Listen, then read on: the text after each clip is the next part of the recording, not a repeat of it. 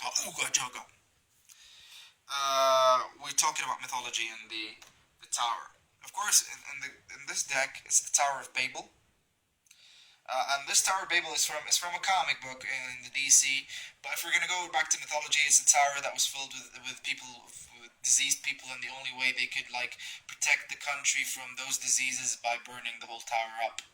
And you can see like it's on a cliff, and there's a bag, and there's the book, and the bag is from the high priestess, the bag that was with the high priestess, and the book is the book from the magician. So let's talk about a bit of god forms.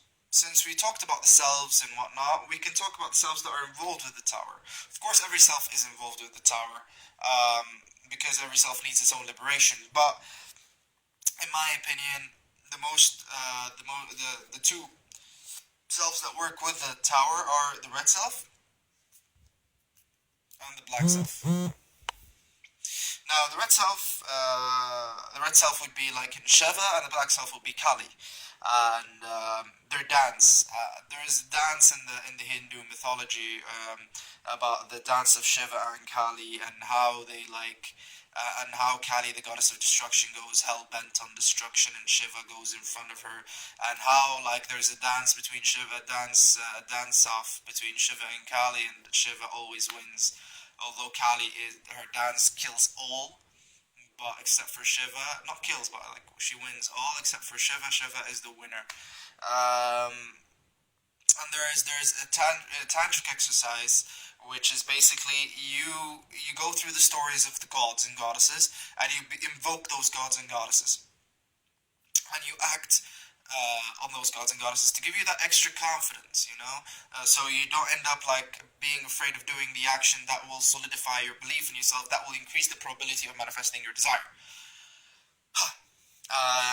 That's the first exercise. Yay! Another one that you can that relates to the tower is Dionysus, because he's basically the god of madness. He's the god of ecstasy and the god of madness, and there's a lot of like more than meets the eye to Dionysus, and about how you can use like you invoke him to learn how to use catharsis in magic, rather than destroying people around you and like destroying yourself, or destroying your career by catharsis. No, you could actually use catharsis in magic, and we've handled that in using emotions in rituals.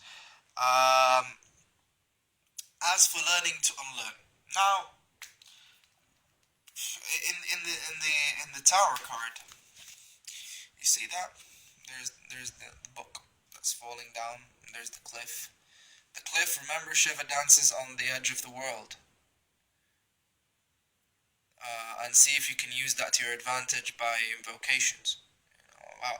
Like go into a journey and become Shiva and dance on the edge of the world and see what you're gonna learn. So basically, if we're gonna talk about like learning to unlearn, there are some beliefs that you acquire. Knowledge, in my opinion, seems as a clog up of beliefs that has been, if it's considered truth, then it's been proved over and over and over and over again by your action and by actions of a lot of people.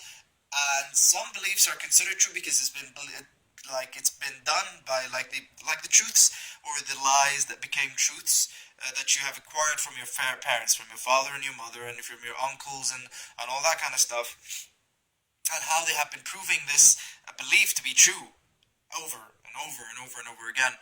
One of the benefits of the tower is it destroys through that. With collateral damage, of course, including like some personal relationships and personal friendships. But at the end of the day, there is only one way to learn, and that's by experience. And unlearning needs experience that demolishes what you learned, because you learn unconsciously much more than you learn consciously until you are aware of it, and you start working on yourself.